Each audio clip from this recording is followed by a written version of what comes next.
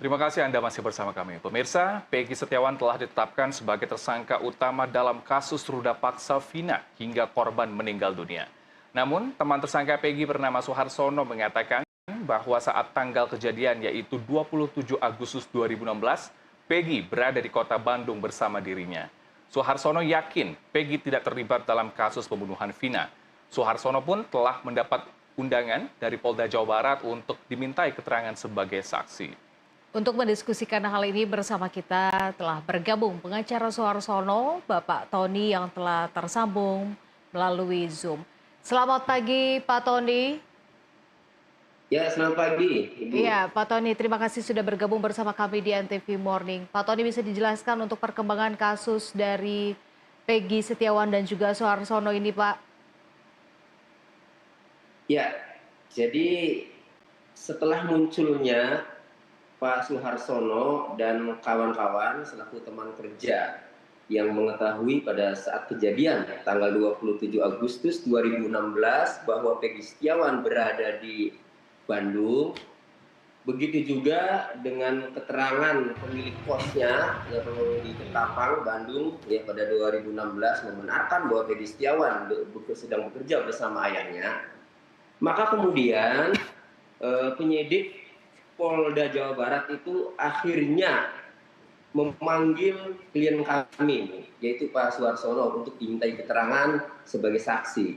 Jadi ini berarti penyidik Polda Jawa Barat itu sudah mendengarkan dan sudah transparan dan fair ya, memintai keterangan pihak yang memang mengetahui pada saat kejadian si Peggy Setiawan tidak berada di TKP.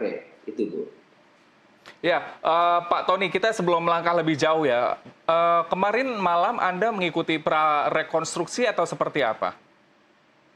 Ya, jadi kami semalam ya mengikuti, jadi sebenarnya saya nggak nyangka bahwa itu prarekonstruksi ya. Kabarnya itu adalah rekonstruksi kabarnya. Nah, itu pun tidak dikabari ya, hanya kabar dari teman-teman media. Lalu kami tim kuasa hukum ke TKP ya, ke lokasi, dan benar memang banyak mobil ya, banyak aparat, ada mobil Inavis, ada mobil putih, ada mobil silver ya yang kacanya gelap, yang banyak menduga teman-teman bahwa di dalamnya itu ada Peggy Setiawan ya. Nah, kami coba untuk menanyakan kepada penyidik, namun tidak dapat jawaban. Kemudian ada aparat yang mengatakan, yang menjaga keamanan itu ya, mengatakan kepada kami bahwa itu adalah survei saja, bukan rekonstruksi. Itu jadi semalam itu ya prarekonstruksi itu menurut aparat atau menurut penyidik yaitu hanya survei ya, bukan rekonstruksi. Jadi kami belum mendapatkan adegan yang dilakukan oleh Peggy Setiawan atau peragaan-peragaan ya. Sebenarnya kami datang itu karena khawatir ya, kalau Peggy Setiawan benar-benar melakukan rekonstruksi, khawatir kalau tidak kami dampingi, khawatir Peggy Setiawan disuruh melakukan adegan yang ia tidak berbuat. Makanya kami datang.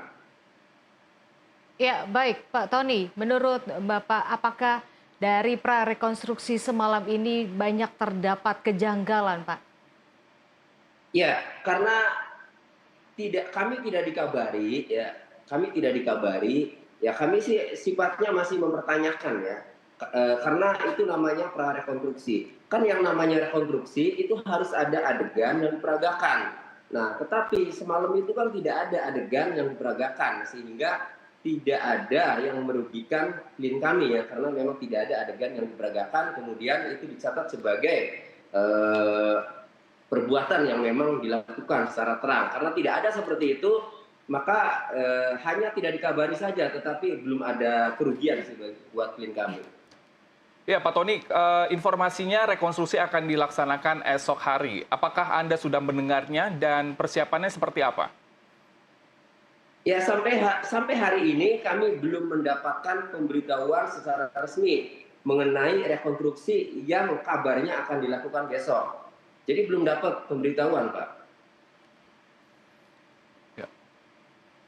Oke, baik Pak Tony, kita beralih ke Suharsono kali ini. Berkali-kali dikatakan saat kejadian Peggy ini ada Suharsono bersama Peggy di Bandung.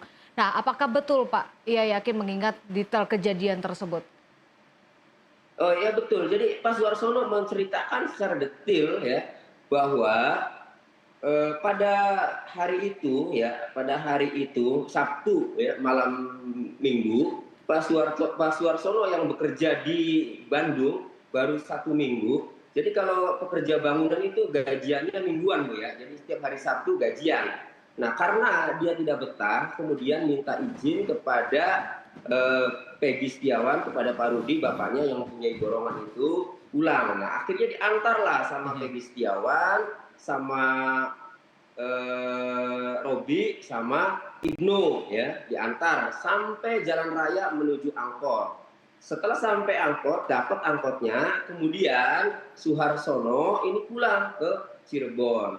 Sampai di Cirebon, setelah turun dari tol, kemudian melihat di jembatan flyover yang di TKP itu, melihat banyak aparat, banyak kerumunan massa. Kabarnya saat itu adalah kecelakaan. Dan Suharsono pulang ke rumah. Beberapa hari kemudian, tiba-tiba terdengar kabar bahwa itu bukan kecelakaan, melainkan pembunuhan. Nah, kemudian beberapa hari kemudian rumahnya ibunya Peggy Setiawan itu digerebek dan kedua sepeda motornya itu diamankan. Nah, jadi Pak Suharsono pulang itu untuk mengingat awalnya juga kapan ya, tetapi karena pada saat pulang berbarengan dengan di TKP itu di jembatan itu ada kejadian kecelakaan sehingga dapat disimpulkan Suharsono pulang itu tanggal 27 Agustus 2016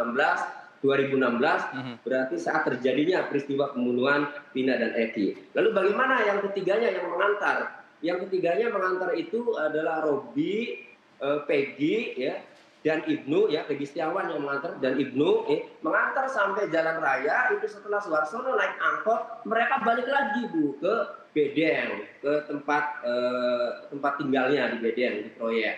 Nah mereka kemudian tidur. Nah ya Pak Suparman, salah satu saksi yang berada di Bandung yang melihat Peggy Setiawan ada di sana, tidur sehingga ia tidak bisa mengantar Suharsono. Jam 12 malam si Suparman itu bangun Bu. Nah bangun melihat Peggy Setiawan ada tidur di samping pintu. Nah akhirnya dia tidur lagi semua kan. Pagi jam 8 ya, Pak Suparman ini mau kerja loh, tidak ada Suharsono mana?